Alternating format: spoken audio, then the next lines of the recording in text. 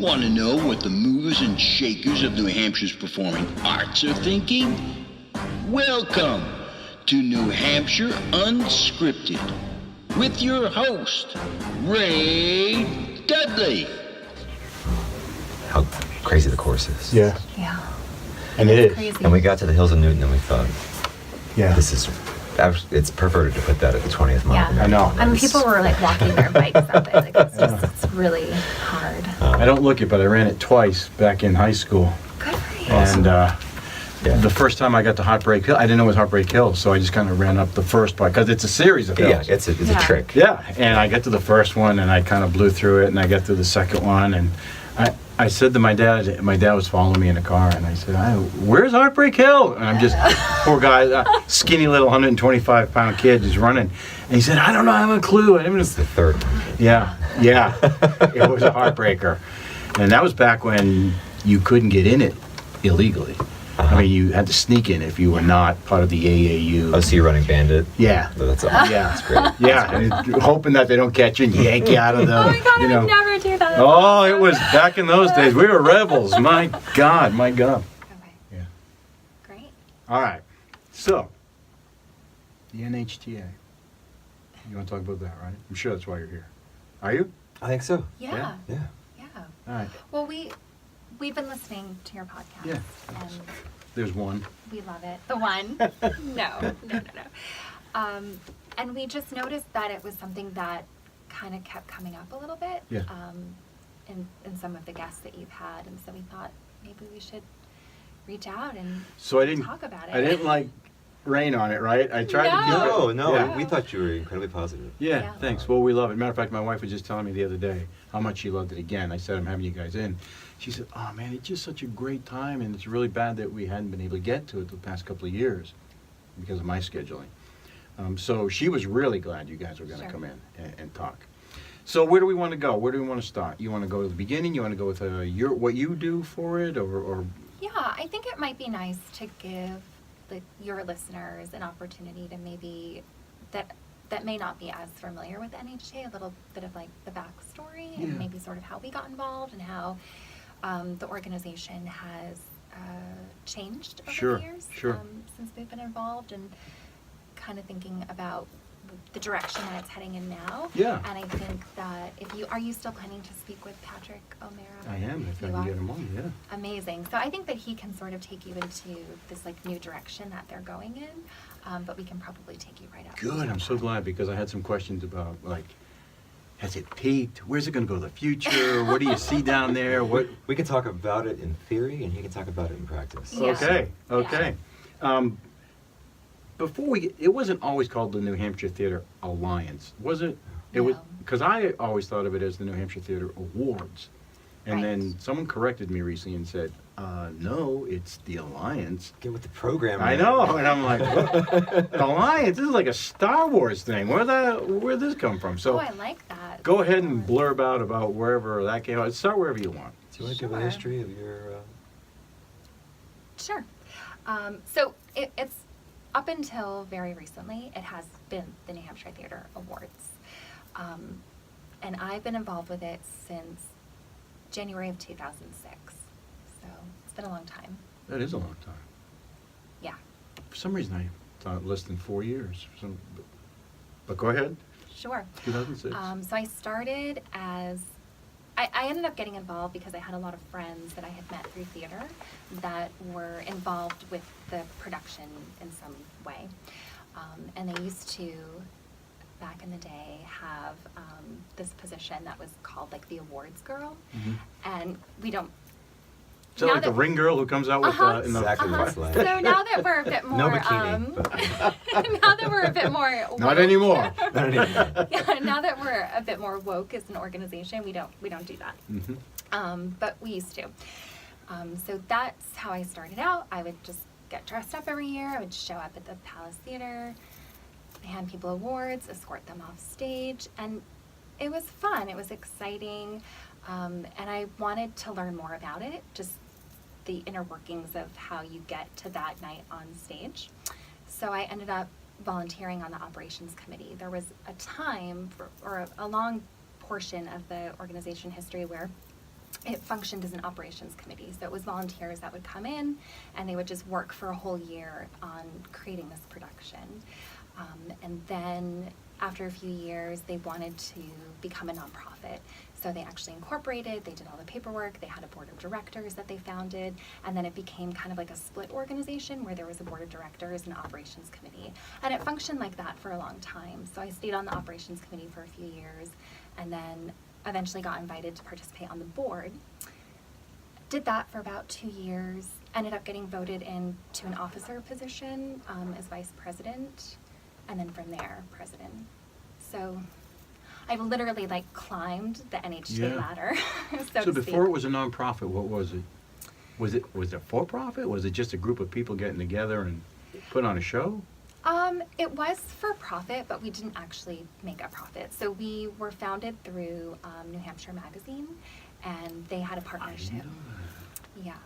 So the co-founders were Rick Broussard, who's the editor of New Hampshire Magazine, and Maddie Gregg, and they came up with this idea together and went out, solicited folks for help, had a great first production, and then decided to just keep it going. So in a lot of ways, it was very informal in that way. It just kind of happened, and then folks liked it and wanted to keep it going. So the reason to become a nonprofit, was that a financial decision? Because I think so. So you can get grants maybe, or funding? Yep, exactly. And I think at the time that was happening, they had primarily been performing the awards show at the Palace Theater. Right. But the Palace Theater, this is back before I was really involved in the operations of everything that was happening, but it just seemed like there was a way to make more money in order to do more as an organization. And I think at the time, folks that didn't necessarily know like what that was or what that was going to be, but wanted to have the opportunity to do that. So they felt that they needed to kind of take back ownership in a lot of the financial aspects of putting on the show that the Palace kind of was just doing for us through partnership with New Hampshire Magazine. So when we ended up leaving the Palace and going to the Stockbridge Theater, we were there for about 3 years, and that's really when I started to get involved. And that's when the transition to a board happened, just about a year before that. So it was really just kind of taking ownership over this whole production and establishing ourselves as an actual nonprofit. Yeah, Which is really cool. Yeah, I came on board when it was at the Stockbridge. I never got to attend when it was at the Palace, and I don't have an explanation for why.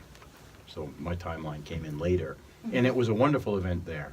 The school was beautiful. It's The beautiful. facility is incredible. Yes, Yeah. yeah. It was freaking cold. Yes. Every time I went. Yeah. And you got to walk they almost have to bus you to the Yeah. front door from the parking lot. Yeah, so I was across really the street glad. sometimes, Yeah, I was really glad they moved it to the Capitol Center. But so you decided to become a nonprofit. You moved to the Stockbridge, and is it you and still Rick and Maggie at that point? Who's on board at that point? Yeah, so Rick's been involved since the inception, and so was Maddie. Maddie was Maddie Gregg. Yep. So he was president at the time, but he was living in California.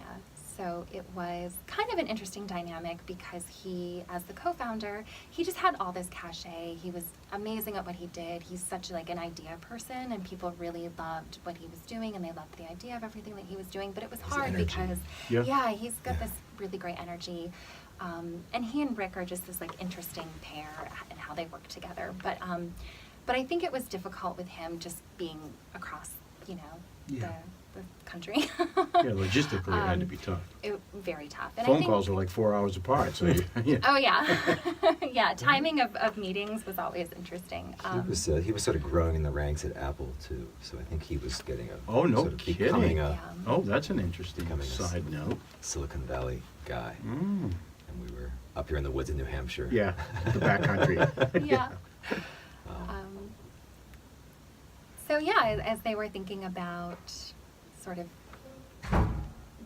what was going to happen with leadership for the organization, as Maddie was getting sort of more involved in his life in California, as he should be, who would take on that task. And I think I'm almost 100% certain that I was not the first person that the board had in mind. I'm pretty sure she'll hate me for saying this, but I'm pretty sure it was Katie Collins. Katie was on the board at the time. Oh, she's going to hear this too. You know she will. Yes. Yeah. I'm almost certain that she was approached first because she's amazing and wonderful, and she's this incredible powerhouse of a person, just so smart. And but for whatever reason, I ended up getting approached by both Maddie and Rick, and I said yes. And I don't regret it. I mean, it's been an incredible 4 years running the organization. I think that it was a good time for me to do it because we had grown up a lot at the Stockbridge.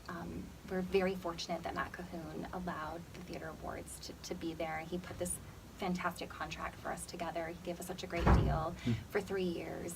We could just be there at the same cost for 3 years and really grow into ourselves as an organization and have some stability financially that we didn't have at the Palace that would enable us to do more. And I was really excited about that, and I was excited about where we could go from there. And I had a vision of where I thought we could go. It was a little bit scary because I didn't actually know if we could do it, but I wanted the opportunity. So I took it. So the management, there's parallel tracks here, right? So management is evolving. Yep. The show itself is evolving. Yes. I know that by the time I came on board, by the time I saw it, I had already heard stories about things that happened in the past and how the show itself, we're going to call it a show, a ceremony. Yeah. I don't want to denigrate it. We'll call it a show. All right. We'll call it a show. It is a show to someone like myself, because I would go to it even if there was no award part of it. It's become, for my wife and I, it's become that much of an entertainment night out. So the show itself now was evolving. Now, are you aware that the show's evolving, or are you part of that evolution as well as while the management is changing and you're like, we got to drive this thing somewhere, you know? It has to go. Exactly, it happened simultaneously. So I think that once I sort of stepped into my role, there were a few things that I wanted to see happen structurally. The way that the organization was running, there were some changes to it that I thought could be beneficial. And so I'll talk very briefly about that. But I didn't think the two system of having an operations committee and a board made sense at the time. There was a lot of people on the operations committee doing a lot of work.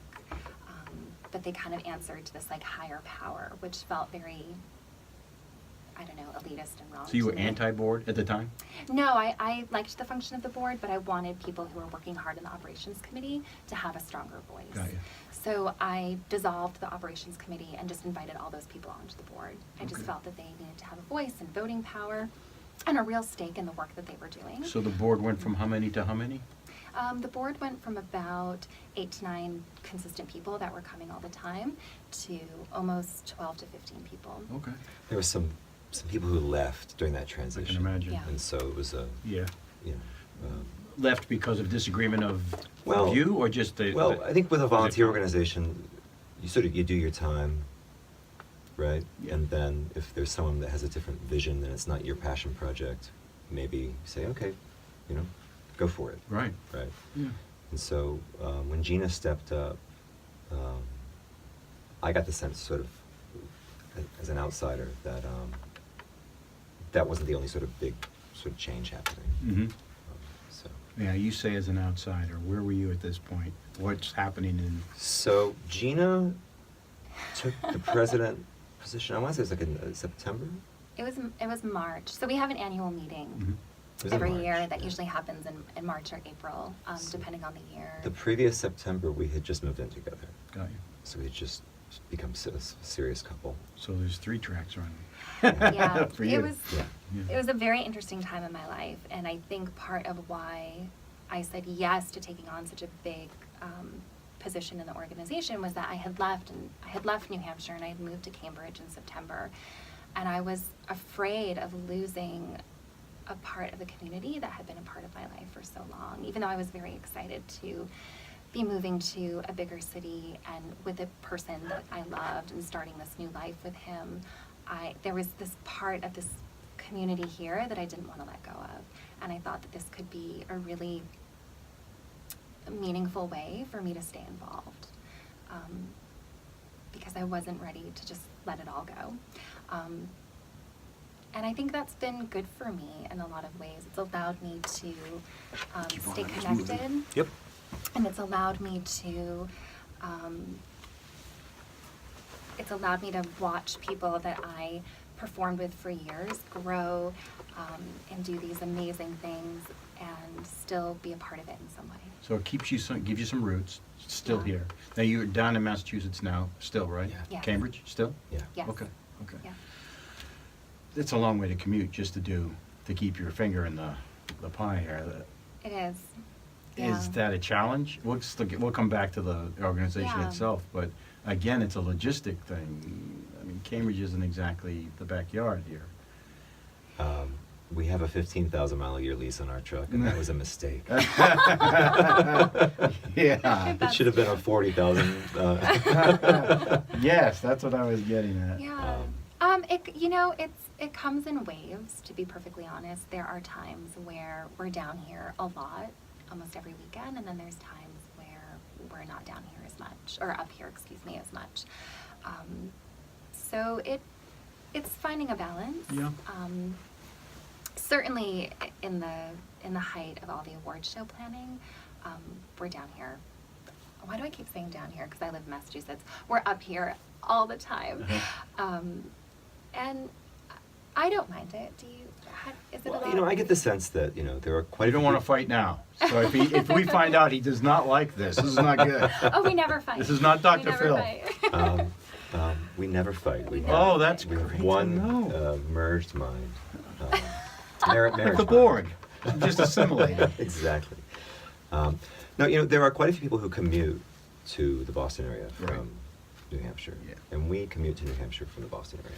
Yeah. Right? We commute to this community from where we're living, where we have to live for our jobs. And so I think as odd as it sounds, it makes sense for us. So that's a pretty good level of commitment. Sure. So I'm guessing that just after the award ceremony, the award show, things drop off, it gets a little more peaceful, then it ramps up. So you're busy time because you have to go back into planning and redoing all that's going to happen next year.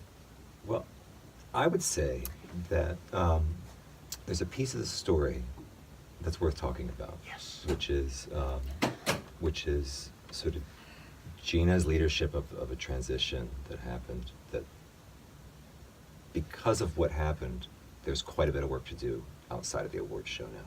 Oh.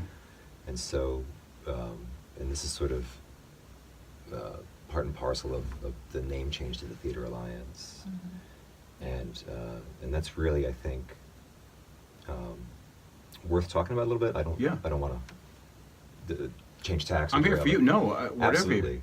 Because I think I wanted to get into the name anyway. The alliance is a very specific word. Yeah. And I've been really thinking about that. I mean, somebody chose that as opposed to like group or, hangout or something. So alliance is very specific. So if you want to go in that direction, I'm fine.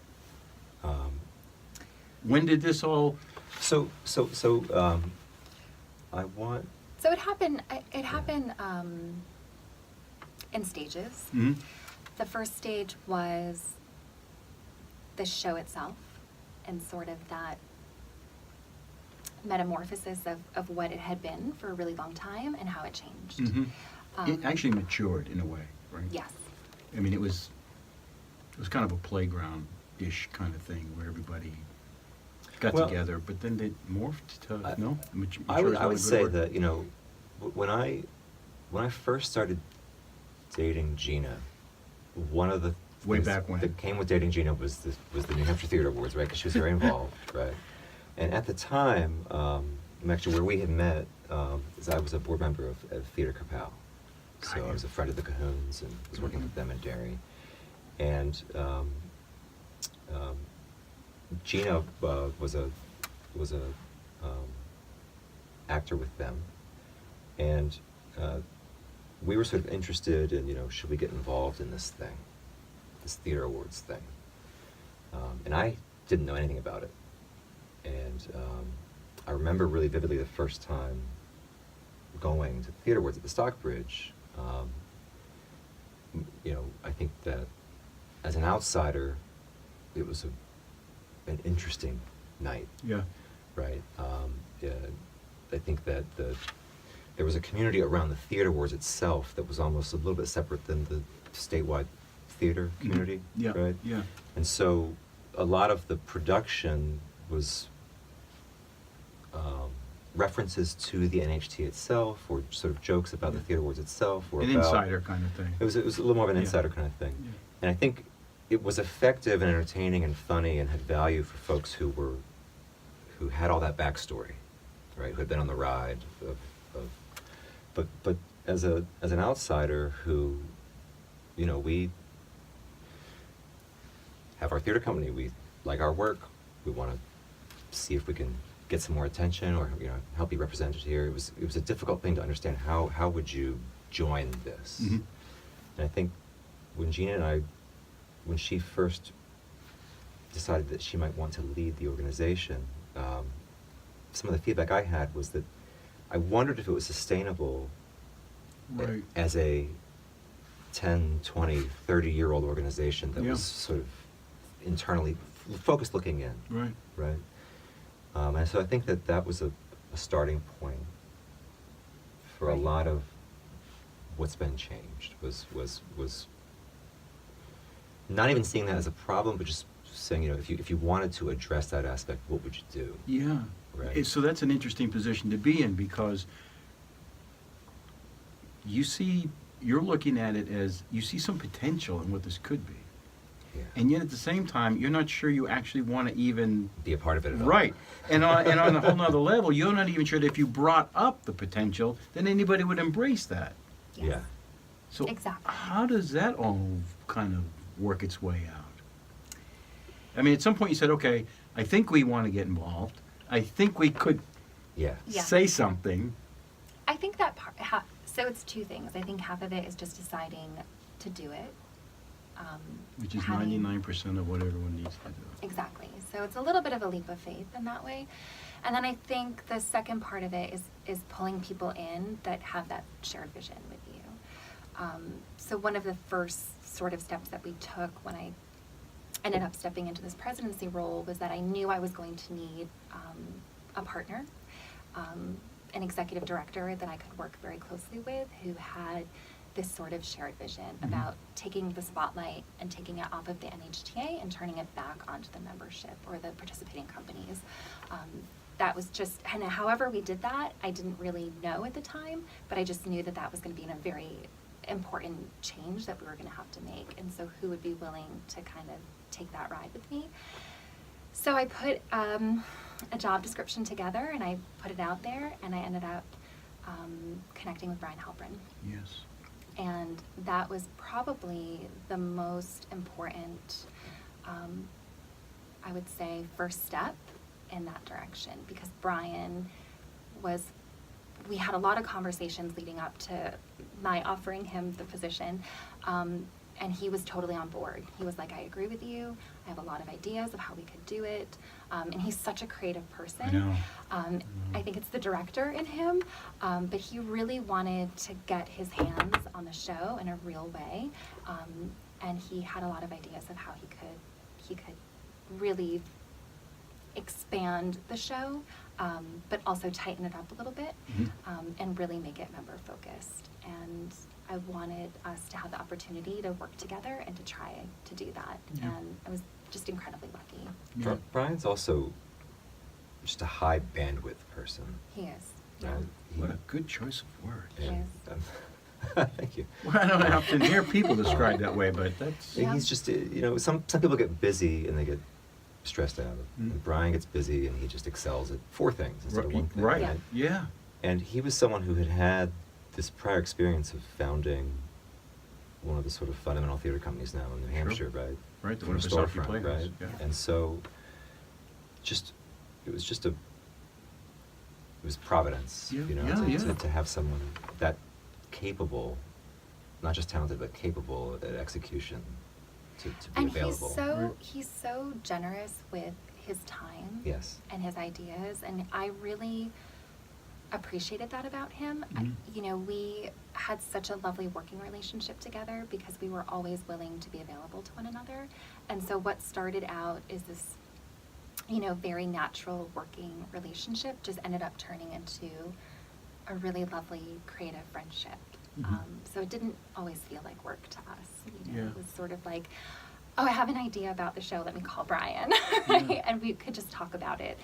And I think this will sound corny because he'll probably listen to this, but so sorry, Brian, but I will say that probably one of the most special things about leading the organization for the time that I did was that friendship that I formed with Brian, and Justin and I formed with him and his family together. So Yeah.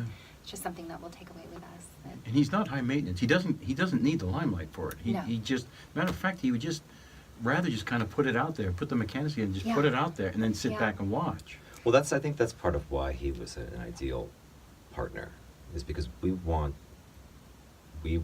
still want the NHTA to be that for theater in New Hampshire. We want it to be the catalyst or abilifying agent, not the thing that gets discussed. Mhm. Does that Right. make sense? Yeah, And yeah, it so, does. So was he part of while it was still at Stockbridge, or did he come on board after it moved to the Capitol Center? So his first year was our last year at the Stockbridge. Okay. And while he was focused on the show and working with the board on producing that show, I was spending a lot of time in discussion with Katie Collins and Steve Martin at the Capitol Center, because I was, there's no lovely way to say this, but I was hell-bent to find a place for us that that I felt would be more accessible to everybody in the state. And I couldn't think of a better place than the Capitol Center. So it was more of a logistical thing about where it was, or was it also the size of the place? Or I think there's something really strong to be said about being in the Capitol. Yeah. I think Yeah. there's something really strong to be said about being further north. I think the show and the organization had a Southern New Hampshire flavor that is great, Mhm. but that didn't always mesh with the interests of all the companies. I think that going to Derry versus going to Concord, if you're coming from, somewhere Yeah. along the Vermont border up Berlin. north, It, right? it matters. Yeah, matters. North Conway. It- Right, and so, Yeah. and there's also just something, there's something special about the Cap Center. Yeah. It's it's right down the street from the Capitol. It's right on this main street that is, so much has been invested in, that's sort of a pride of the state. Right. And, Well, I think now it's taken on a new persona too, because now it has that glitz feeling to it that night.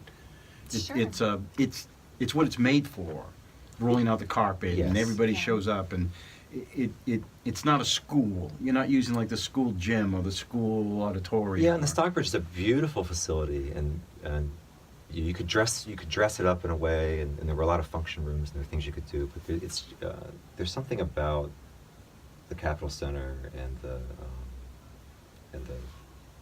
house that's attached to it, and Mhm. Yeah. The that Kill House, space. yeah. It has its own energy. It drives just because Yes. of what it is and where it is and who it is. And And one of the first things that we saw, I mean, Gina, the board had been skeptical for years about the financial possibility of being at the Cap Center, right? Mhm. And Gina worked really hard with Steve and Katie, and they found something that works. And one of the things we noticed immediately when we started to plan the show in Concord was we were hearing from state reps who wanted to attend, and we're getting a letter from the governor Really? to the winners, right? And so Really? it's sort of somehow the state felt It like they looked- could own it because it was Yeah. in the Capitol, Exactly, right? Oh. yeah. And so I think that it had this effect that I don't think we even expected, No. which was I don't want to say legitimizing, but maybe a gravitas, or just I was going to use the word legitimizing, but then I was like, oh, that's not. It was already legitimate. It was, Well, I know. but it puts that what's that word? maybe Imprimatur? institutionalized, Yeah. imprimatur. Yeah. Yeah. Um, Are they still involved now? Is the state still kind of? yes. So this year we had letters from both U.S. senators to each of the Really? winners that were presented on stage. Wow. To each of the special award winners, I say. Right? The special award Yeah. winners, yeah. That was really special, just to give yeah, them that that was envelope. wonderful. They didn't Yeah. even know what was in it until they Yeah. opened it up, and that was exciting. I hope that was exciting for them, but So Yeah. can we go back a little bit more? sure. Yes. please. Because Yes. there's so much here. It's Yeah. really rich, and we're probably not going to get it all in. But so you're still at the Stockbridge, and things are working now, and you've got a vision. You see something. You're in place to be able to do it. So your vision that you've got.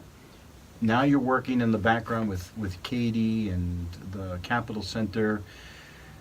What's going on? What are the obstacles that you have to overcome to get there? Or is it just an easy transition? You're like, okay, yeah, we'll just flip the switch over there. I mean, no transition is easy. I haven't found, because change is always scary. And I think that it would have been, I don't want to say easy, but I think that if we had just decided to stay at the Stockbridge, or maybe not make big decisions that we thought were going to be, giant financial leaps for us, that there would have been, like, I think that folks on the board would have been okay with that. So I think it was a lot of sitting in meetings and really trying to, I don't want to say convince, but trying to get people to see a broader vision, and that it is possible. It just means that we have to take some chances. Were you getting pushback during the process? I wouldn't say Or just- pushback, but I would say just, there was a worry, and Sure. that's normal. That's Yep. completely It was natural. a slow persuasion. I think Yeah. that Yeah. the change, things just like the change in the name, Right. Yeah. Yeah. which are actually, I think it's pretty interesting. Let's tackle that right now. Sure. What brought that about? So, So that came about after a few years at the Capitol Center and having really successful shows there, and thinking about other ways that we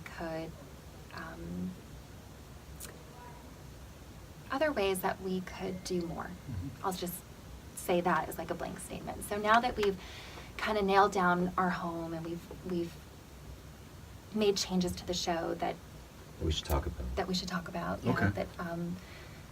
that were well received. Mhm. It allowed us, I think, an opportunity with the community where they had some trust in us now, that we were making decisions that they felt were smart decisions or good decisions that we could maybe push a little bit more. And so part of that push was to think about what else we can do beyond the awards show. And in order to do that, we needed to think about additional funding, because most of our funding comes from the ticket sales at the award show. Yep. And So- a few very generous sponsors. Okay. Yes, Yeah. yes. Who I won't name, but we would be Because lost without them. because they want to remain anonymous, or you yeah, just don't I want to just name didn't. them? I didn't ask their permission, I guess, Okay, to okay, say fair their enough. names. But yeah, we're just super generous sponsors, and so we're. I'll name our sponsors. Yes. So no, I think it's important actually. We have a tremendous primary sponsor over the last few years, Roadhouse and Sons, which is Yes. a novel and a comic book and a sort of art project. It's a graphic novel. I had no idea. Yeah. I hope it's okay we're saying this, but If Of you a- listen, so just so you know, if you get feedback, you say you contact them later. Yeah. I'll cut it out. Okay. So I'll edit it. And we've also received support over the years from New Hampshire Magazine. We've received support from the Hampton Inn and Concord in a major way, and now we're also receiving some help from the Hotel Concord on Main Street. Oh, this is So, wonderful. Well, I had no idea that you were Yeah. back there. That's an excellent thing. And so It's really it is good. worth mentioning because I Yeah. think each of those benefactors has helped us transition to where we are in Concord. Yeah. yeah, Roadhouse and Sons is an incredible sponsor for us. We found them through a board member. Maybe that's what. Right. Yeah. Who is involved with that, that does marketing and PR for them. And Mia Maravis, who is tremendous. Right. Okay. I don't know if I should be saying there. I don't want to. I think we call should. I them mean, out, these are the people, right? I own the scissors. You can call me. So Mia, yes. Mia's a board member. Mia is also has become a Broadway producer. A Broadway producer, and so What? she's in New York a lot of the time now. And you know, some people in your life, every new thing you learn about them, they become more mysterious, but also amazing. Yeah, like Right? this And right so, now. Yeah. You know, we were having a conversation with Mia. It's happening live. One night about changes you might want to make to the process of adjudicating shows for NHTA. That was she on goes, my... She goes, you know how we do it for the Grammys? I was like, what do you mean how we do it for you? She's like, oh yeah, I'm a voter for the Grammys. I go every year, and I, you know, but she might have one in her garage or something. She's just an. And she's everywhere. Remember the night we went We to went- a show in Boston and we walked in and Mia was sitting right there. Yeah, I was like, yeah. Mia, what are you doing here? Just an amazing person. She's Just Yeah. and, you know, we're amazing, lucky yeah. to have a lot of people involved in the organization who are just sort of sources of energy. Yeah. And in a volunteer group, you need that. Yeah. Because sometimes someone will flag a little bit or just be stressed out. And when you have so many people who can step up and Yeah. shower you with positive energy, so I don't mind. And they bring a whole different perspective with them. Absolutely. Right? Absolutely. Because if it wasn't someone like her, it'd all be like kind of localish kind of thing, right? And so you can't see what's outside, what's potential. It's a great because they can perspective. bring it in. Yeah, there's this stone soup Well- aspect to this, right? And, Yeah. Yeah. Yeah, we would be lost without her. I mean, she's just invested so much in the show. She Incredible. really shares the vision of it and really loves it, and we're just very lucky to know But so her. if we're going to give Ray a narrative, Yeah. right? Yeah. So What you is it? get the show in your hands, Yeah. and this is 1 more year left at the Stockbridge, Uh-huh. right? And so, how did the show change? Yeah. What was Yeah. your? Because that's what we wanted to get back to, right? You said the changes. It was what Yeah. they're Yeah, important to talk about. I think so. Sure. So I think we just said very broadly when we first started talking that it was about pulling the focus away from the NHTA, so the people that were involved themselves, and giving the platform back to the companies Mhm. that were participating. Were you getting pushback from other companies saying that they weren't involved because of something? I mean, I think that we just didn't allow opportunity or enough opportunity for groups to be represented that night on Okay. stage. And I think that was a mistake. more groups or just more time per group? What, when you Both. say, okay. Both. Okay. I think that the way that the show is structured, it didn't necessarily allow people who weren't, I would say, you know, top nominees or winners to get any real recognition that Mhm. evening. Okay. And I thought that there were probably ways that we could do that, just to help highlight, you know, a more broad view Yeah. of what was happening in the state throughout the year. And that was really always the intention, right? Because there's so many wonderful things that are happening, and it doesn't mean that if your name isn't, you know, if you're not a top nominee, you're not a winner, it doesn't mean that the work that you did wasn't important Right. or special in some way. Right. So we did this in a couple of ways. Brian really wanted to bring back, I guess at one time in the very beginning, before my time, there had been sort of a performance ensemble, which was a group of folks that were supposed to represent many different Yeah. artists that work with many of the different companies that participate. And so Brian really wanted an opportunity to do that, but do it a little bit differently, and to create some original content for them, to allow an opportunity for artists who work primarily with certain groups to kind of come together and work together for the Yeah. first time. And I was like, yes. I was like, brilliant, let's do that. There's this sort of pan New Hampshire troupe. Yeah. Yeah. And it could be Yeah. open to anybody. And then I said to Brian that one thing that was really important to me with the ensemble was that was great, and it should absolutely highlight different companies, but it also needed to highlight, there had to be a gender balance. That was really important to me. And there also had to be a nice age spectrum that was represented as well. So we had never really had, other than the children's groups that performed, kids on stage performing, and there was no reason that we couldn't have them in the ensemble, or we couldn't have them as hosts. First of all, they're adorable, so Yeah, why I wouldn't know. you want them I- on stage? Of course. Because they steal the limelight, that's why. And he was on board with that. He was very good in the audition process about making sure that there was a good gender balance, and also that that all of the companies were represented as best they could. And then we also did that through hosts too. So one thing that I said to Brian was that I didn't want awards girls anymore. That just felt very archaic to me, and I didn't like it. And that I thought there was no reason why we couldn't have a large ensemble and then a cohort of hosts. And it could be however many he wanted, 6, 8, 10, whatever he needed. So it was really great because not everybody can sing and dance, but even if you can't, you can still be on stage that night as a host. And I thought that was so special. So I really liked that. So those were a few important ways. Some other ways that we tried to highlight and show more was by adding photography into our presentation that evening. So a lot of groups are already doing an amazing job photographing what they're doing and documenting their work. And there was no reason why we couldn't have a process to collect that documentation and highlight it on stage that night. One of the hardest things for me as a first-time attendee of the award show, and as someone who wasn't brought up in New Hampshire theater, was, you know, to hear someone's name read for a certain role at the New London Barn Playhouse or wherever. I had no idea what that meant. Right. I didn't know who that actor was. I didn't know what that venue was. You had no hook. I didn't know Right. what does it mean to have a show at the New London Barn Playhouse, right? And Exactly. so, I think. And I think it was a mistake to, and this is not me being judgmental using the word mistake, but I think it was a misstep to just assume that everybody in the audience knows who everybody is. What's that insider feel, right? Right. Yeah. Which is a shame, because I have family that would love to come whenever I get nominated. Like, let us know, we want to go. Yeah. And the first year it happened, I'm like, well, you're not going to know anybody, and you're not going to. I had the very same perspective. Right. I was pushing them away. They wanted to come and enjoy the night, That's so interesting. and I said, I don't think you're going to get it. You'll know me when I'm nominated, but other than that, you've never seen any of the plays. You don't know any of the groups. You don't know any of the people. Yeah. So yeah, I had that same feeling. That's interesting. This is a challenge for us, especially moving to Concord. We'd like to eventually build audience in a way that people go because it's a great night of theater in the winter in Concord.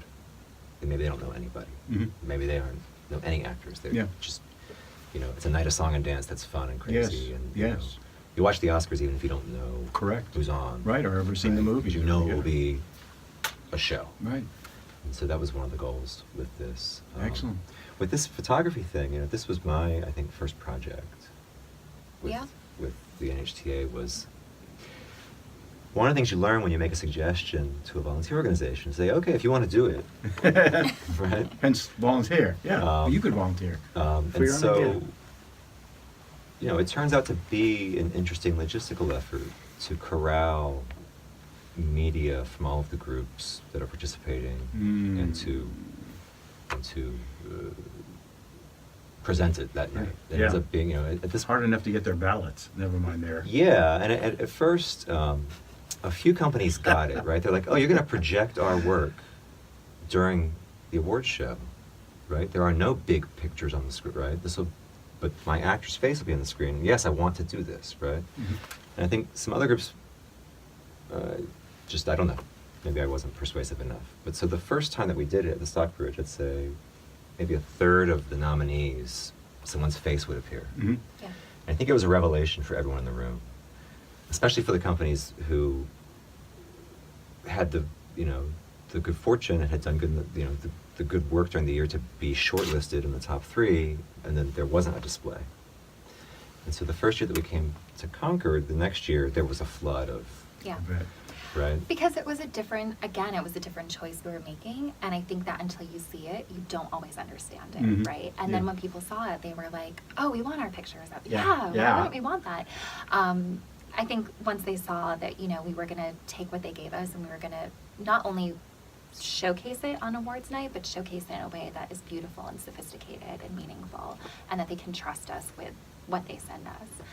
So that was really important. And I think that I've learned so much about venues, so I just want to see one of their productions now, Yeah.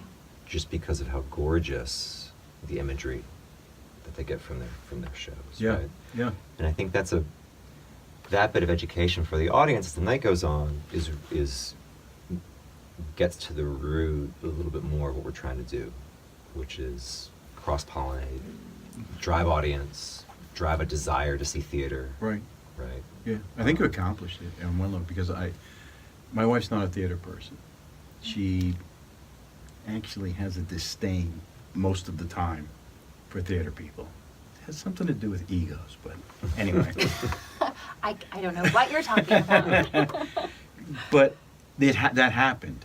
When we went to the awards night at the Capitol Center, something happened, and she was like, "Wow, where's that group? We should go up and see a show up there." I think it had the Weathervane or something. Yes. Had won something, and she said, "Where are they located? We should go up there and see a show." That's awesome. Yeah. That just made me really happy. Yeah. Yeah. Well, I wanted to let you know that this is like the second point you've brought up, that a change you wanted to do that we've embraced as not outsiders, but As an audience. Yeah. Yes, Yeah. exactly. I think one thing that is important to know, and I would like to note it, is that, when we talk about making changes, we're not doing it just to like make a change. We're doing it with a lot of intent because we've thought a lot about it. Mhm. And we feel quite strongly that there are changes that are really going to benefit the member companies. Not because we just want to make a change. Yeah.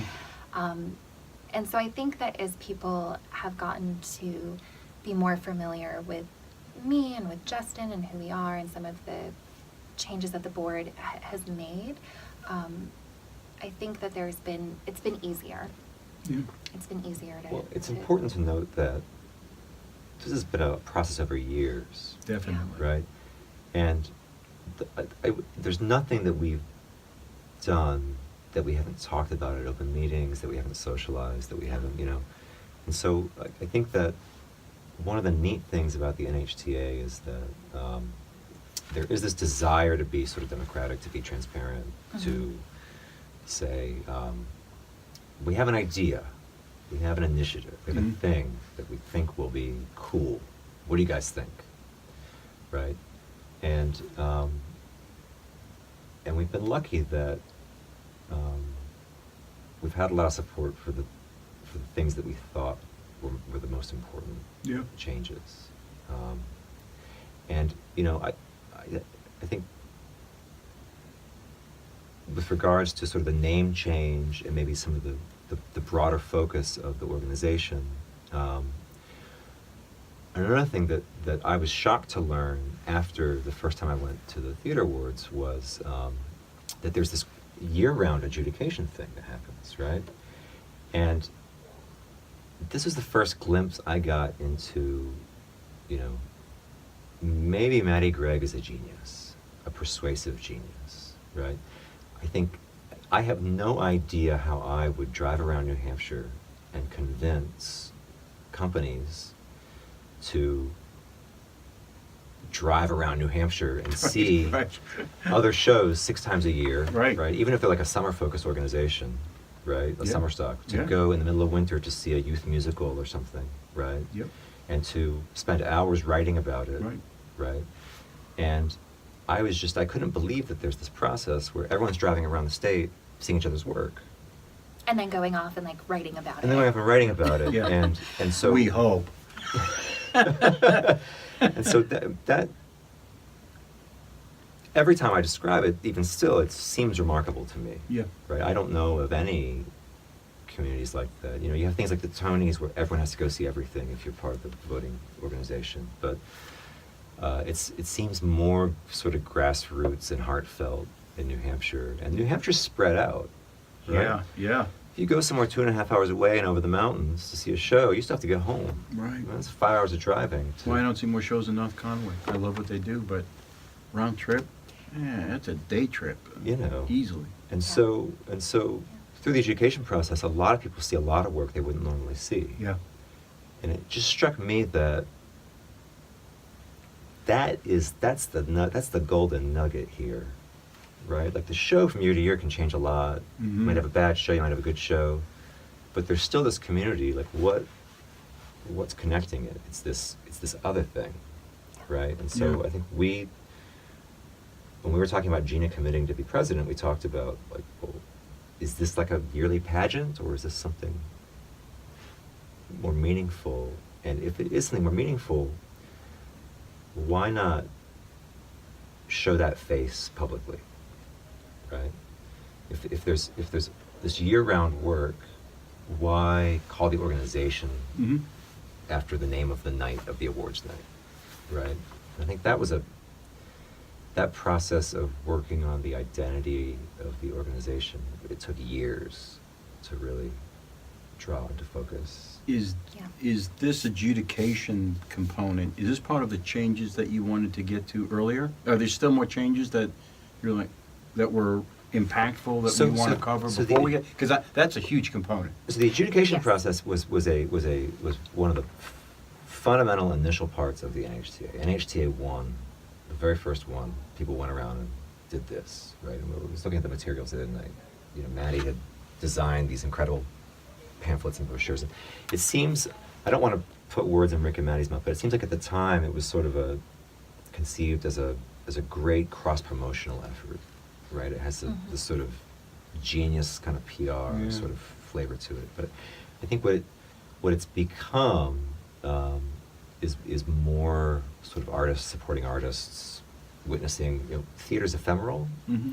If you put on a show and nobody sees it, Yeah. or you put on a show and somebody sees it, there's a difference in that impact. So just going and seeing each other's work has a lot of meaning, right? Yes. Yeah. And so, you know, we were bandying about, well, if you don't call it the Theater Awards, what do you call it? No one's going to like this. No one's going to want to do this. It's a Theater Awards. It's this, like, Well, one City thing Alliance that- has a good benefit of starting with A. Yeah. But the more you think about it, it really is what it is, right? And that, I was going to touch upon that, like Yeah. the whole NHTA, because nobody ever called it like the New Hampshire Theater Awards. Like, Right. you always just said NHTA for short. And one of the things that Rick kind of like imparted on me before he left, he resigned off the board, was that that is a part of like our DNA, and that you can't change the organization's DNA. You can build on it, and you can expand it, but you can't take the identity away from it. And I never wanted to do that, but he was right, you know, that if you just change the name, then you lose a bit of who you were, in Sure. a sense. Or you lose that familiarity that you've built up It's for like a so little long. piece of history that drops off. Exactly. And he was 100% right about that. So when I remember coming back home after a board meeting and talking with Justin about that, I was like, you know, Rick is right about this. And I'm just, you know, it had me sort of second guessing, like, what would we call it? And Justin was like, well, it's an alliance. And he's like, and then you could still keep NHTA. And I was like, brilliant. I was It's like a very brilliant. intentional- Yeah, it's like, Yeah, just- yeah. But it makes all the difference, right? If we're applying for a grant and we're going to describe what we are, right? We're a statewide arts advocacy organization is what we are. And so if our name on our grant application is, you know, referred basically to an awards night, that's difficult, Yes. right? Right. But if we can describe our name in a way that describes, you know, a movement rather than, you know, an evening's entertainment, then that has value. Can you And I- repeat again what you said? You said you are, what was the term you used? You're a theater. I think I would most succinctly describe the New Hampshire Theater Alliance as a statewide arts advocacy organization for the theatrical arts in New Hampshire. Because that's big too. And Because that shifts the focus. Yes. That's a huge shift in focus. Yes. Absolutely. Yeah. it's a word. Yes. Yeah. And it's really being honest with ourselves about the work we're doing. Mhm. And then being open-minded to, okay, what does that mean? Yeah. Right now that So you're shifting from a host, kind of, yes. to something that's more, an advocacy group is somebody who's pushing for or Yes. alongside of Yeah. an organization or a group or a person. Yeah. So you have now morphed into something greater than just an evening's event. And it always was, right? There was always this I guess, because I wouldn't know. there's Right? always I this, just see the night. this undercurrent of adjudication Yeah. that I think Well, you didn't know because we didn't focus on it. Yeah, when I right? didn't have to know. I mean, We as a didn't- participant, as an audience member, But why as do an I care, you know? organization, we didn't Right. really talk about it or highlight it in any way. Mhm. One of So- the changes that we made to the show was to talk about adjudication during the show Mhm. in a way that is hopefully not boring, Mhm. but to simply say, this year there were over 100 adjudicators who filed over 350 ballots. Each ballot represents a night's drive to a different town to see something that might not be aligned with your aesthetic interests, Right. but you do it, Right. right? And so, this is a large operation happening year-round of people supporting each other's Mhm. work.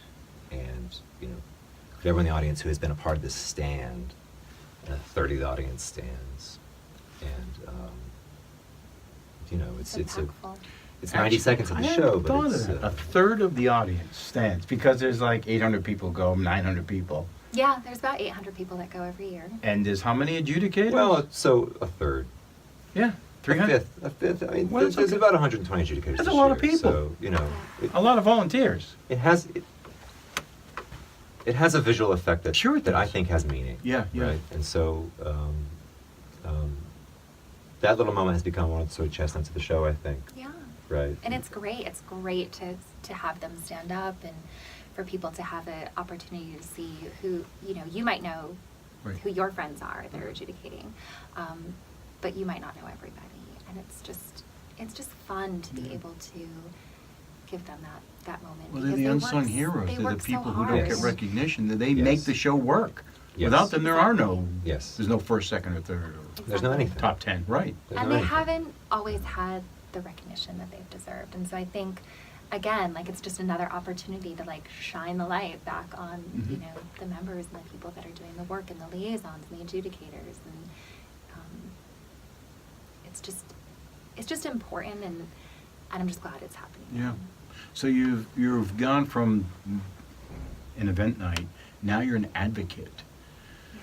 for the state, for all of the groups in the state. Is that your Yes. position? Yes. So one of the things about the adjudication process is it works for certain kinds of work. It works for, and we have rules that an improvisational piece, it's going to be different every night.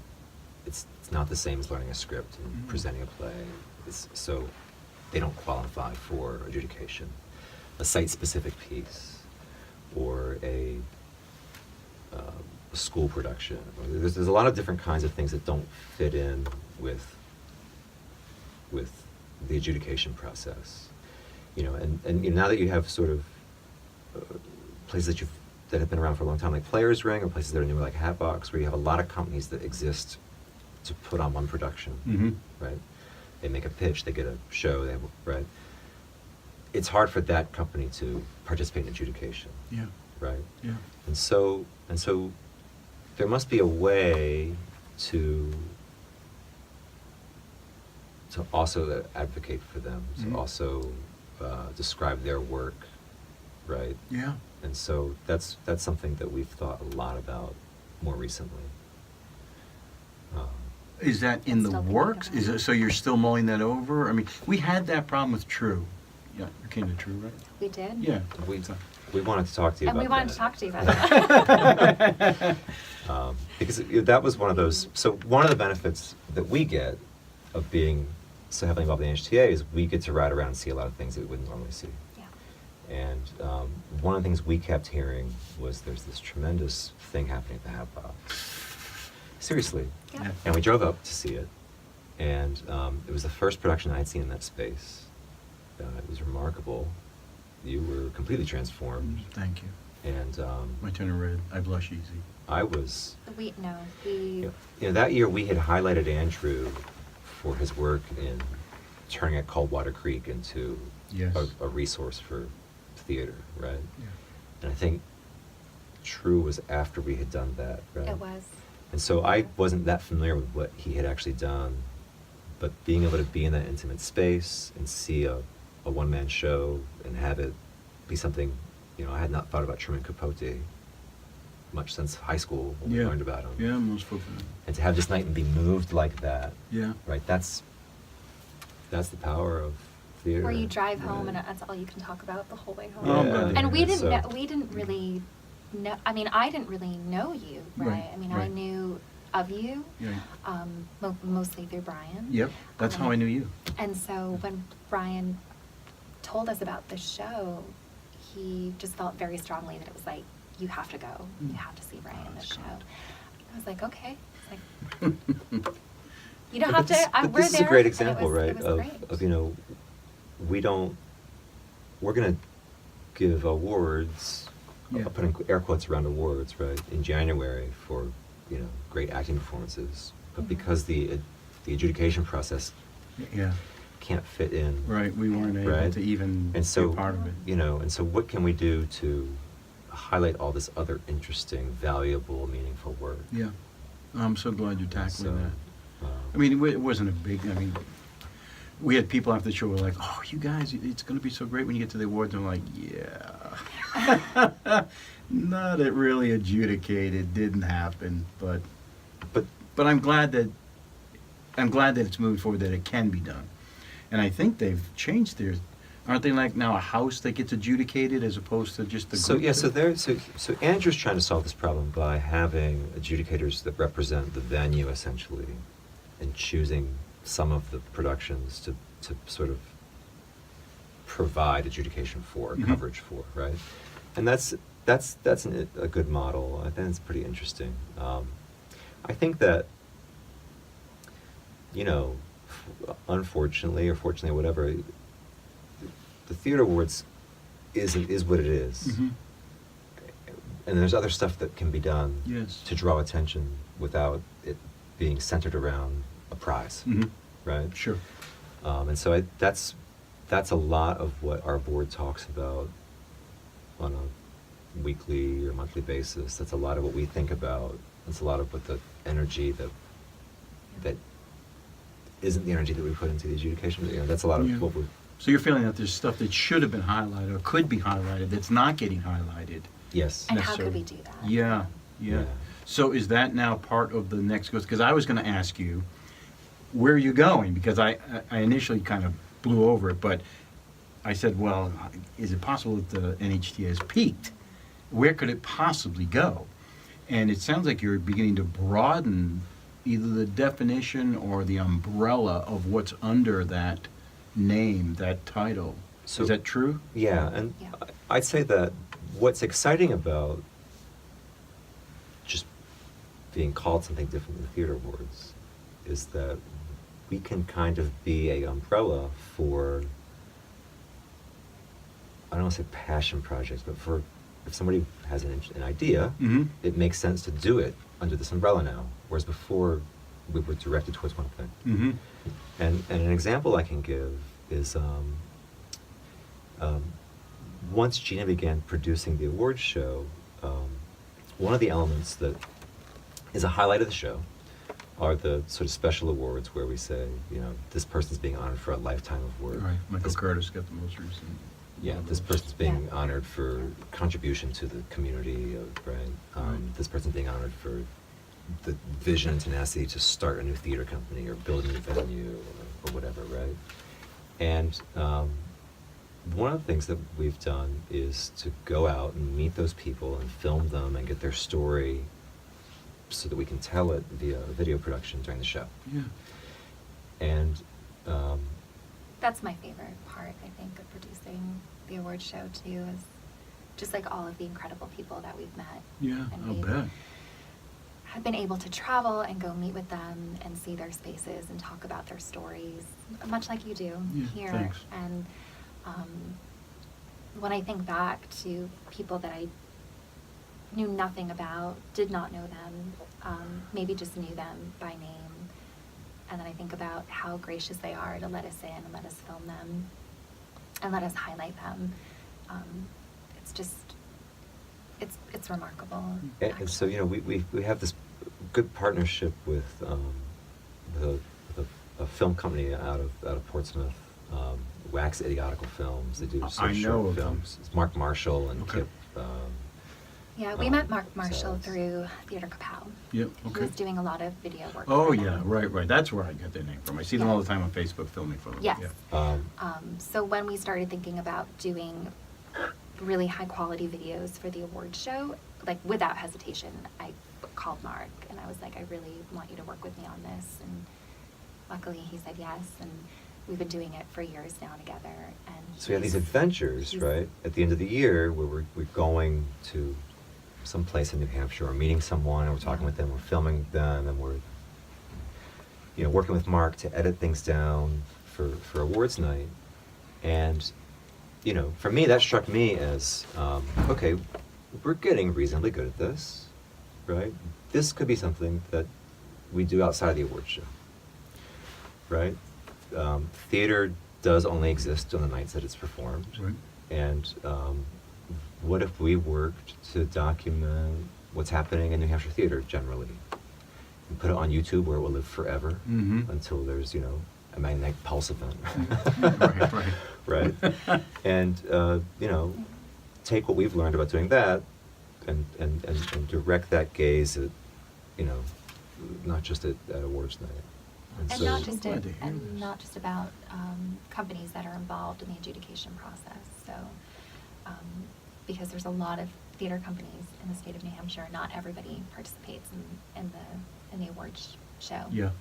Or the adjudication process. So just to be able to highlight some of that special work that they're doing. So will it still be theater-centric, or are you thinking of broadening it out to, you had mentioned, like, did you say improv, or was that in the back of my mind?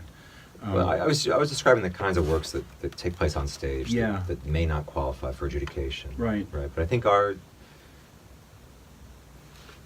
line around what we want to do is focus on theatrical works. Mhm. I think, Mhm. and you know, devised works, I think, count, right, as Mhm. valuable sort of theatrical works. Yeah, I'm sure But the they're- performers would think so. You know, difficult within the frame of adjudication for a bunch of different reasons. And so, you know, the first thing that we were able to do recently is go film. Mark went and filmed some interesting work happening at Seacoast Rep in Portsmouth. Mm-hmm. And they're not a group that's ever participated in adjudication. Well, they have their own set of stuff out there, right? Yeah, and Their so, you own know, awards. if you're focused on awards, Yeah, right. then it's You hard get to talk about nailed. the Seacoast, Right. right? Because they have the spotlight thing they do. But if you're focused on just great work happening in New Hampshire, you know, they draw from a pool of artists that aren't just Seacoast artists, Right. right? They draw from this New Hampshire creative vein. And so I think it makes sense to work with them also, right? And so that was the first of these like video projects we released, I think, was really well received. And so we're excited to do that work. So I haven't seen them, I don't think, because it's been at least 2 years because I've been performing. Right. I don't know how we choose those nights, Matt, but I've been busy those nights. So I've missed any filming. I don't recall seeing any film part. So what's actually happening there? So when you They spend a year going out and filming things, and or is there specific projects that are get picked up? So, for the actual award show, it's special award winners. So we have, the NHTA has a handful of special awards that we give out that are not given With the through Kevin Riley Award. Right, Yes. they're not given Yeah. through the adjudication process. They're just what we call our special awards. We have like a Lifetime Achievement Award. We have a Vision and Tenacity Award. The Kevin Riley New Hampshire Theater Hero Award. That's a newer special award that we created. And I'm forgetting one. Oh, children's. We highlight youth children's theater. I can't think of it. There's a year where there's sort of a notable Yeah. achievement. Okay. And we're not required to give out all the special awards every year, but if there are folks that we hear about or that, you know, member companies are allowed to nominate people that they think are deserving of these special awards. So we'll take nominations. We'll also think about the landscape of New Hampshire and who are some, you know, interesting people that we can highlight on award show that night. We'll So- think about that, and then we'll decide, you know, what category they fit in. So I'm trying to think that So the first year in Concord was actually a good year for this. So we're talking when we say film or video, these are sort of 3-4 minute segments. Yeah. Gina went and documented some work that Shelley Hudson was doing with a group called Performers Playground In Newport. Newport, New Hampshire. Okay, I'm sure I haven't seen that. I'm sure I haven't seen it. And So this is a great example of, we did not know who Shelley Hudson was. Mhm. We only heard about her through Rick Broussard, who nominated her for this Vision and Tenacity Award. I drove up from Cambridge all the way up to Newport on just a random, I don't know, it was like Sunday, to meet with Shelley. And you came home in tears? I came home in tears. Seriously? Because I drove up to a community that I had never been to before to talk with a bunch of people who were involved with Performers Playground because there was no arts funding through the local high school to put on any type of theatrical production for the kids. And Shelley saw that, rightly so, as just a huge, A void that needed to be filled? that needed to be filled. So, And just decided to fill it and just decided to fill it. by whatever means necessary, right? So she would And- have yeah. the high school kids come to the Performers Playground, which literally started as like, in a, I think it wasn't heated, right? it wasn't heated. No It was kidding. this like little, I want to use the word shack, but that's like a horrible word to use, but it was just like, it was just on the side of the road, and there really wasn't much there, and she just So built this found like space, basically, yeah. makeshift. And that's where the kids would go after school to learn theater, and Shelley would do theater with them. And she built this, out of nothing, with no funding, with no, just the support of the parents and the community that she was in, that people who agreed with her that there needed to be arts education goodness. at the local high school. And she did this in a time in her life that was, she was going through her own journey. And I think, lived out of her car at one point with her daughter, and just, it was just, You're gonna make me cry. Incredibly, right? I think Mark Yeah. and I, and so she had kids come and talk about like what this program meant to them, and parents come and talk about it, and what Shelley meant to them, and I guess the point I'm trying to make is that, it was so gratifying to me to be able to, because it is a long drive, right, Mhm. to come from Cambridge, and it is a lot of work to do this work, but what I found is that I've met incredible people, and I've had the opportunity to highlight them to a broader community. And I love that I get to do that work, and I love that I get to meet people like that. And it's inspiring, and it inspired me so much that when I had the opportunity to like work with Shelley again, I brought her onto the board, and I was like, you Oh. should be the executive director, and we So should she work was together. Brian's successor. at Nice. NHTA. So she's our current executive director. Oh, yeah, And wonder, she's- jeez. And she's just the most phenomenal person. I mean, I agree with that. what she has accomplished is, So have you gotten feedback on how well these spots have been received, or people? Yeah, and so Yeah. the idea with these spots is to release them during the year, Oh. right? So we put this first one, I think it was like the start of April, up on Facebook and on YouTube, and linked to the website, and just said, this is something we're doing that's not a part of the awards process. Yeah. This is, the Theater Alliance is going to go behind the curtain of what's happening at Seacoast Rep with Madhouse. They're this sort of devised production that's multimodal and has a bunch of interesting circus and dance and performance, right? And see what these artists have to say about their work. This is And fascinating. thousands of views. Yeah? Thousands of views of this video. I think on between Just from Facebook? the copy that was posted by Seacoast and the copy that's posted on Facebook, I want to say it's like 4,000 views. And the one that we put on YouTube, which you have to go seek out, I think it's over 1,000 views now. No And kidding. So there's an appetite for this, for just knowing what's going on, right? Yeah. And, anything larger might be hard to sustain, right? This is why we like your work so much, why we like this podcast so much, is we sense a fellow traveler, right? Someone who Yeah. just wants to document, That's all right? I want to do. and why we wanted to highlight Michael Curtis, because it was so much a part of like the work that he was doing. Yes. And Yeah. we just have a lot of respect for people that want to do that. Yeah. Because like, why are you doing this, right? Like Yeah. it's important, but it's a lot of work to do.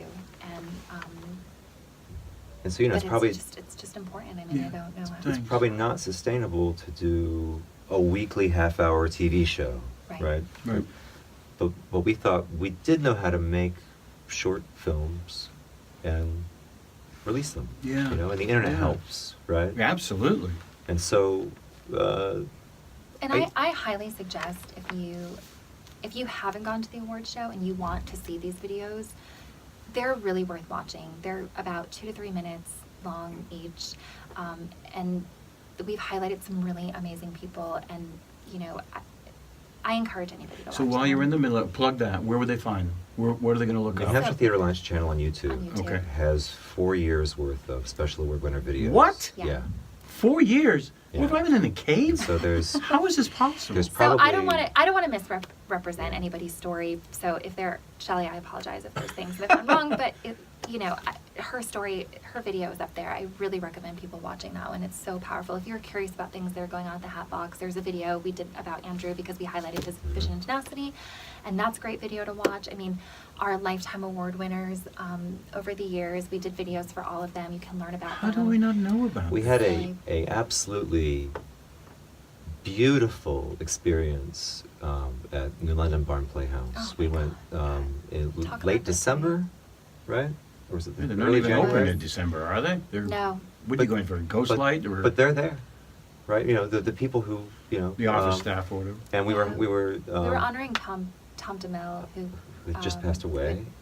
And he was like the uh, grandfather of New London Barn Playhouse. and they were eager to share his memory and sort of Yeah. show us what had been built and talk about him. And they brought us into their theater, and it's empty. Yeah. Yeah. And Keith gave us a tour of the That would be cool. backstage, and you know, It all was the amazing. scrawling on the That wall would be of the cool. actors over the years, and it was just They really brought us into their. That's the other thing when we go. they meet with embraced these- us so warmly. We always get embraced, and we always get to like have a very intimate view into what these communities are and who the people are involved, and we get just like a glimpse of that. And every time we leave, we're like, oh, I wish we were a part of that community. And like a deeper See, dive. this makes me Like, feel it so guilty. just- Well, only because I had Michael Curtis in here a few weeks ago, and I said to him, there's a lot of new groups popping up. Right? There's like got to be 200 groups or some theater groups. And I said, do you think that there's too many now? I mean, at some point, are they cannibalizing talent and cannibalizing audience? And he said, no, Yeah, there's I not agree. even enough. I agree. Yeah. And I can agree. see now why. You forget the history. History has to start somewhere. Right. Right? Yeah. So if you've got a community, why not start one and build your own history? And 30 years from now, 40 years from now, Yeah. maybe they'll be filmed and there'll be people who have written on the walls in the Gosh, I green hope rooms and so. stuff, right? I hope so. Oh, I feel so bad now that I even brought I it up to really Michael. hope That's so. terrible. No, I think. Look, it's an interesting question to ask, Yeah. right? And so there's nothing wrong in asking that. Well, I was just question, but- afraid that they were going to be thinning out the pool of talented individuals, and the audience can only see so many shows in a year, and now they have to decide. I mean, I have friends who are in shows like almost every weekend, sometimes multiple shows a weekend. I can't see them all. I think there's something to be said that if the frame of reference is that there's a fixed number of theater goers in New Hampshire who mostly are connected to the scene because people they know are acting, Mm-hmm. right? Then every single person who is interested with an idea having their own company and putting on a week's or 3 weeks worth of shows, that's maybe not a sustainable model Mm. unless you grow the audience, right? Right. So what can you do to grow the audience? What we want to do is figure out ways to talk about the work, to draw in individuals who would go see a show they don't know anybody in. Hence the advocacy part And of that's the mission. Yeah. This You know. ties in so well. Well, I mean, I think when you talked with Matt Cahoon a few weeks ago from Theater Kapow, I think one of the moments for that organization was looking at the audience and I don't know these people. Yes. That's awesome. He said, right. Right? You know, it's not a bad thing. I don't know. That's Right, great, right? right, Like this right. thing has taken on a life of its own. He went from having all family members to people he didn't know. Yeah, Right. and I think that's the answer to the conundrum you posed, right? Certainly, there are not enough people I'd say, in America, who are experiencing what live theater can mean, right? Yeah, I agree. And if they are, it's a lot of times it's touring productions of Cats or something, Right. That's a It's- really weird example to use. Well, I pick it because I remember as a 12-year-old being drugged to see Cats at the Chrysler Theater in Norfolk, Virginia, with my grandfather, and everybody there was very excited. And nobody there had any idea what had just happened on stage, right? Right. It's typical. And Yeah. so yeah, I get it. It's a branded, named thing, Right. right? But really, what ought to be happening? There's no reason that people in all kinds of cities, if it can happen all across New Hampshire, it can happen anywhere, go have a night where they see you become Truman Capote, something they didn't even know they were interested in, and leave, moved, Yeah. right? Yeah. And so that's the goal. Yeah. The goal is to figure out how to get folks who don't know Ray to go see that show Good and luck. leave moved. That's an enormous task. Uh, But one thing I like about Portsmouth is there's a built-in audience who will go see anything. They don't care. I think at times they would almost prefer it doesn't have a name attached, a big name, or it's they just go. Yeah. They just, especially if you go to like the Players Ring, right, where what's 70 people maybe at max, and you look out and there's people who could care less what the play is. It's a play. They just want to go and see a play. but right, so it's easy to pigeonhole. I'll say sort of liberal arts focused communities like Portsmouth and say that's a theater community. Right. But we had the chance a few weeks ago, because of adjudication, to go see a teen production of Crazy for You at North Country Community Theater. Yes. Right. Which we had never been to. Which we had never been Yeah. to, and we drove up there, and we drive into town, and there's this beautiful little village square, and there is the town hall. I think it's a town hall, right? It is. And With a- and there's people streaming out of the green up the stairs of the town hall to go see this show, and they're flying a giant flag that says "Show Today," right? Yeah. And so that's an arts community also, right? And there are lots of them. Sounds so much like the Music Man. And they're all Yeah. And it's this huge theater in a town hall, and they fill it, and they fill it. which I was surprised about. I don't know why. I think I just envisioned that it was a Sunday afternoon, and I wasn't sure what we were necessarily going to find when we got there, and what we found was this Isn't that funny? amazing community where all of these high school kids from local high schools have come together, which one I think is really cool, that like kids from Right. different high schools get to be together for a little while and put on this production. And all of their parents are there, and there's all these parent volunteers, and it felt like a party. It felt like walking into like this Yeah. huge party, and everybody is just so excited, and all their siblings are there, and their family is there, and the whole like town community Yes, is there. yeah. And it just felt like stepping into another time, honestly, in some way. didn't Yeah, it, that's a what I little mean. bit? It's like the Music Man. It's And- like in Iowa, out in Iowa somewhere, Yeah. right? You're gonna someone's And- boiling corn, and they're gonna have a big Yes. barbecue. And, Except it was real, and it was here, and it's Right, now, right. and it was. And it was wonderful. I had such a fun, I mean, we couldn't sit together, unfortunately, but it almost didn't matter. Like everybody that I was sitting next to, we didn't know each other, but we had all these like lovely conversations. They were telling me about their kids, and I Yeah. was like, yeah, that's so great. Yeah. And It was I fantastic. know. I had that same experience. I did adjudicate. For 1 year, I adjudicated. My wife went up. I went up to see. We went out. I didn't even know what town it was in. It's just way out. We saw Once on this Island, Right. and it was the same thing. It's out in East Wherever. Yeah. nowhere. Well, but Yeah. somewhere. East Yes, somewhere. yes, yeah. But, Yeah. and the community was there, and it was almost like going to like a family reunion. Yeah. All the family was there, the community had shown up, and it was sold out. It was a great show. Yeah. I was impressed by what was going on outside my little mind, outside my little world. But if you go to show at the Players Ring, it's also like a family reunion, right? Yeah. Of that little community. Right. And so, one of the things we've tried to do with the show, with the messaging around the show, is add some positivity and add some inclusion. And I remember this that- past show, we were trying to think about, we need to say one more thing on Facebook before the show takes. What can we say? And what we ended up putting online, I think that resonated really well was, everybody takes stage for a different reason. Tonight we're celebrating all of them. All of the reasons. All of the reasons, right? And I think that's our frame of reference right now. Yeah. So. So how are you going to? Where are you going to go from here? Because this is not at the end of the story. This is the Yeah. beginning. Yeah. You now have a new focus and kind of a new mission to have this inclusivity of the state. So I want to give my wife a compliment. Oh, And then I'm going to stop pray talking tell. because I've talked a lot. Oh. You can talk. You can but talk. she found a sort of new collection of leaders for this organization with a new energy that is tremendous. And they've embraced the vision. Is that what you? Yeah. And we're And they're younger than we are, and they're smarter. Well, it's than not we hard on my are. phone. They're definitely smarter than we They're are. definitely smarter than we are, And and they've kind of. So last cycle of the theater awards, so the 1819 award show cycle, that was the first year for both Shelley Hudson, who's the new executive director, and then Patrick O'Mara, who you'll speak with hopefully, is president. And so they kind of, we kind of took them under our wings a little bit, and they shadowed us for a year in these positions, and now they've totally grown into who they are and into their positions and what they want to do.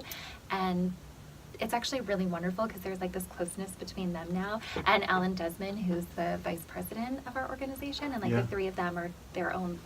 I don't know. It's just really It's cool just to see that. And see they're, the sense of ownership that has that they developed from have. Yeah. another collection of people, Yeah. right? Because I and think they're kind of gonna go forth and So with volunteer organizations, you have them for a little while, you shepherd them. yeah. It's like a national park in your Boy Scout. You hope you lead it The better than relay you found race. it, Now right? you ended up the baton for the guy up behind you. so, I think we're still.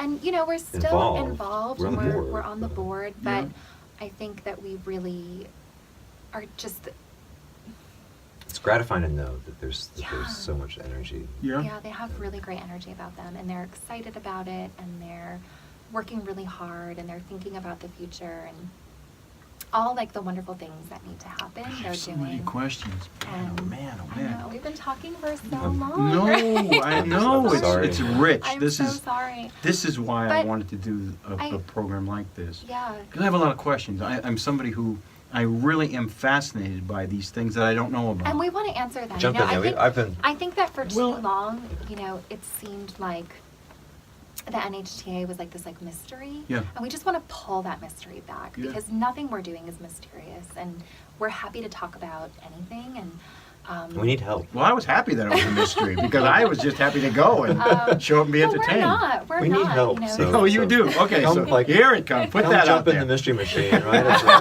It's a fabulous I like conversion. that. I don't event. want to pull We the curtain ride back around because the I don't stage want to with see the guy Scooby-Doo. behind It's there. a party. Yeah, Come it's a jump- party. yeah. Come jump in. Join the patty. Thanks, Huck Finn. I'm gonna Come that paint the fence. fence. Yeah, thanks. What is the current state? What is it? It has its own life now. Obviously, it is still doing the awards, and now it's Sure. doing these episodic events Yeah. quarterly, kind of. We're hoping every couple months. Okay. Depending And on so- sponsorship. Yeah. If you want to not paint the fence but buy the fence. But I'll make my pitch. These videos are going to live on YouTube for forever. Correct. Right. So if you put a program ad, that's one night. Right. If you want to jump in and sponsor a video with us, right, that's going to be there permanently. Yeah. A lot of people are going to see it. So get out the checkbooks and call us. Wow. Wow. Sure, we're still recording. Are we recording still? I don't know. Oh my God, we've talked for an hour and a half. Isn't that great? Ray, I'm so sorry. Do not. Do I Why? have to go? Like I don't know. That's why I'm glad you came in early because they had something coming in at 4, and if we had started at 3, we'd have been. So yeah, ask away then. Well, so where's technology in this? You've It's a good question. you have, and I mean, how do I don't want to. That's a nebulous question, but the adjudication process can be cumbersome. Yeah. And technology needs to enter into there to kind of help things out a bit. Definitely. You're bringing in filmmakers to embellish what goes on there. So, is technology? It's a huge challenge with Yeah. a volunteer organization. There's a tremendous opportunity for web technology to help facilitate adjudication, but it has to be built by people who have that talent, right? I'm a software engineer by trade. I've tried to shepherd the previous website. We're in this process this spring where we're trying to replace the adjudication website.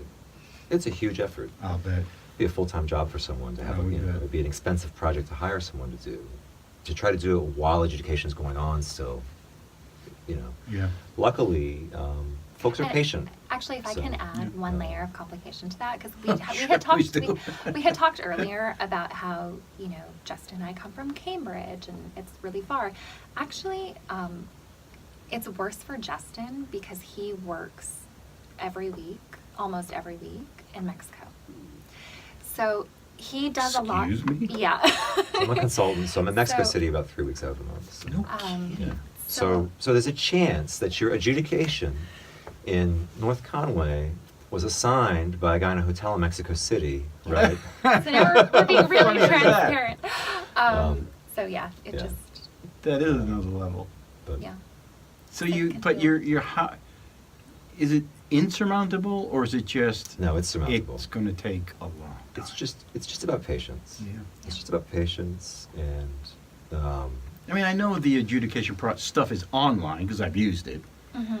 but it just seems as though anytime you give a human the chance to procrastinate, they're going to procrastinate. And if there was some way to do it more immediate, yeah, I mean, Yeah. plus we just face issues with technology changing. We had a really purpose-built, great website that is thousands and thousands and thousands of lines of computer code that Joe Vago put together for the NHTA as a labor of love.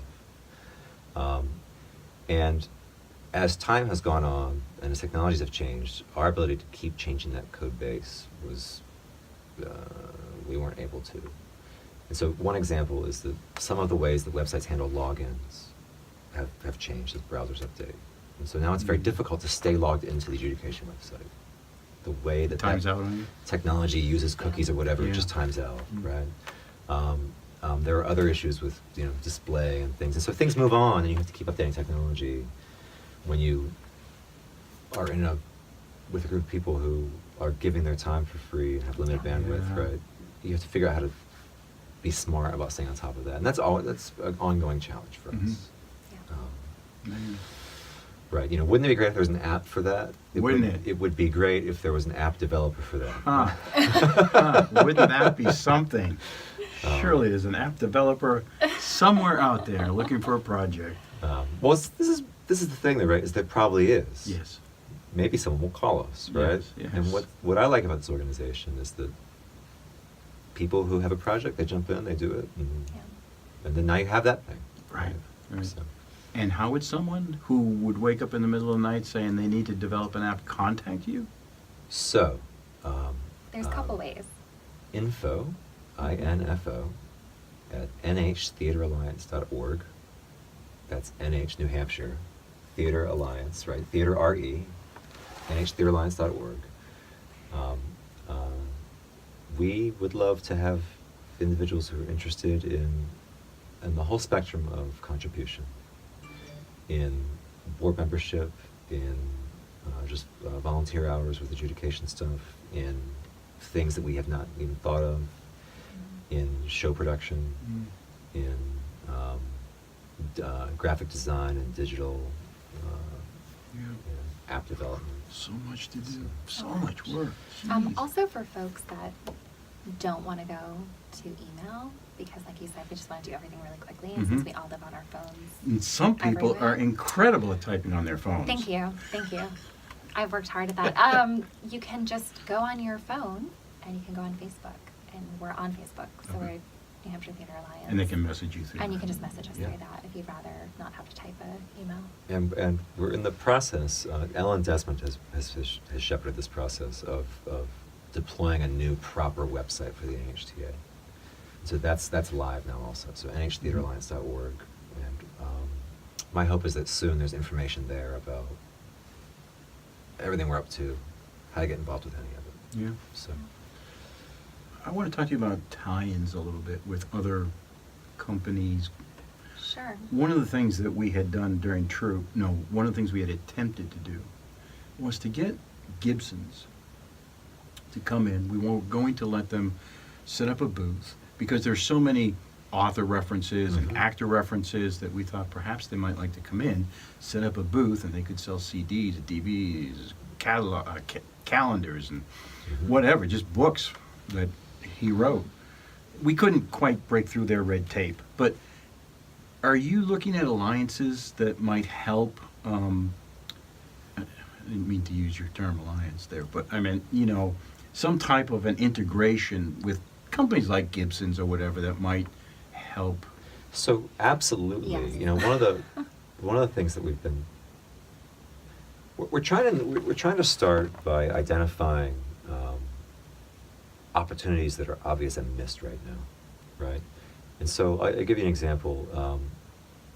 In January, driving a bunch of audience to Main Street in Concord is a thing, Mm-hmm. right? And we do it. Right. So our partnership with the Hotel Concord makes a lot of sense, right? Otherwise, Yes. maybe filling a house on one of those nights is difficult, right? Right. We think there are lots of opportunities like that with local business, and maybe across the state, Mm-hmm. right? To sort of leverage the arts economy in a way that is mutually beneficial. Yes. And it's really about having the creativity to identify the Right. individual partnerships Right. and Yeah, we have that somewhat with the Common Man. Mm-hmm. So that was one I of didn't the know that. first, I guess, connections that we had because we wanted to use them for catering, Mm-hmm. but we didn't want it to be expensive.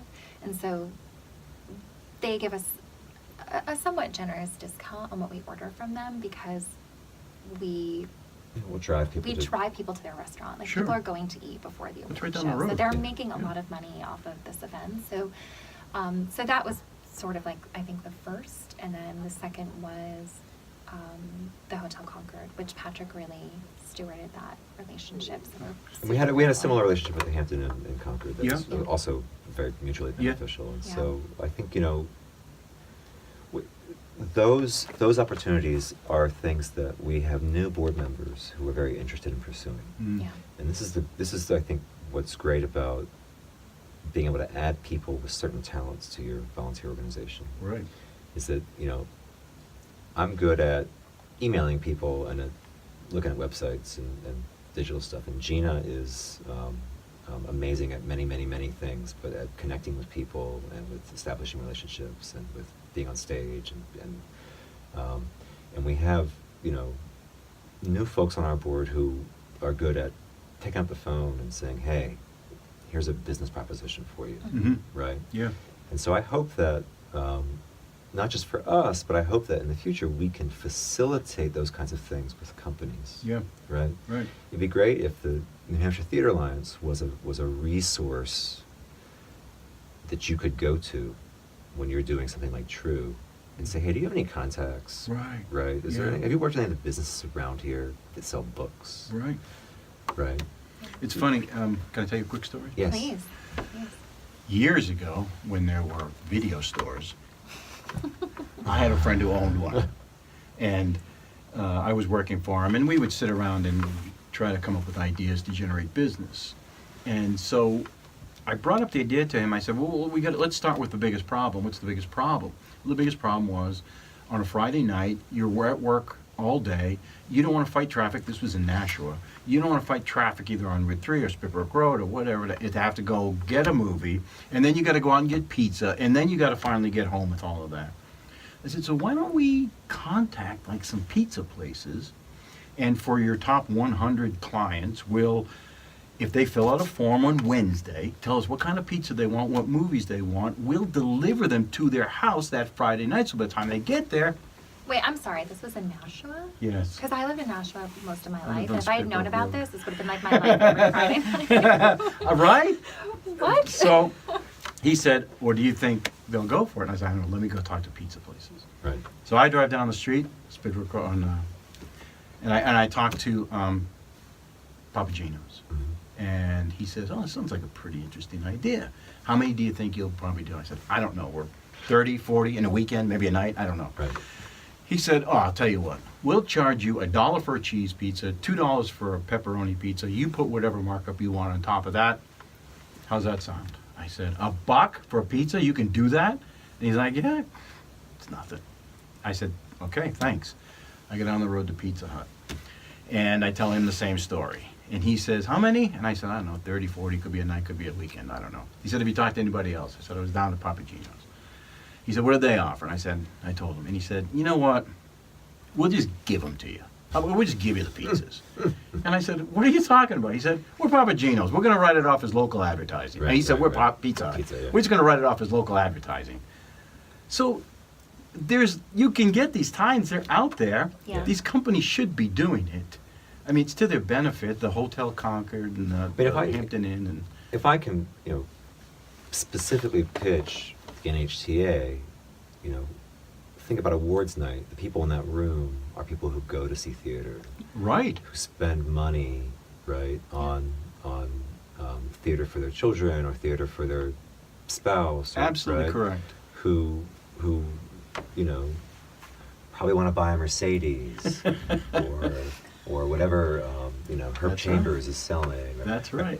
But we haven't been very aggressive in the past about courting that kind of a thing. No. But I don't know that you and I would have been that great at that anyway. I mean, for us, that wasn't necessarily our focus, but I think that we have people on the board now that are really good at that in a way that I'm not. And I'm okay with that. But, Yeah, I'm with you. Yeah. But yes, absolutely. Patrick is great that's- at the ask. Yes. Whereas I will do anything to avoid that. So, Yes. Yeah, ditto. Well, they got to play to their strengths, right? I mean, Right. why not? um, Right. Ah, dang, we have to kind of show it. I 'cause- know.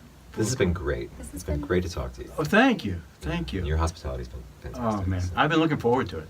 I'm like thinking all these questions. Because, again, we just love the show. I mean, as just for the show.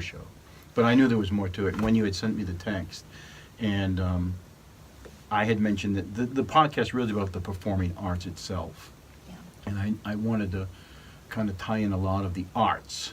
Mhm. And so your text led me to believe that you were broadening out some of the stuff that you wanted to do, and I really wanted to get into that.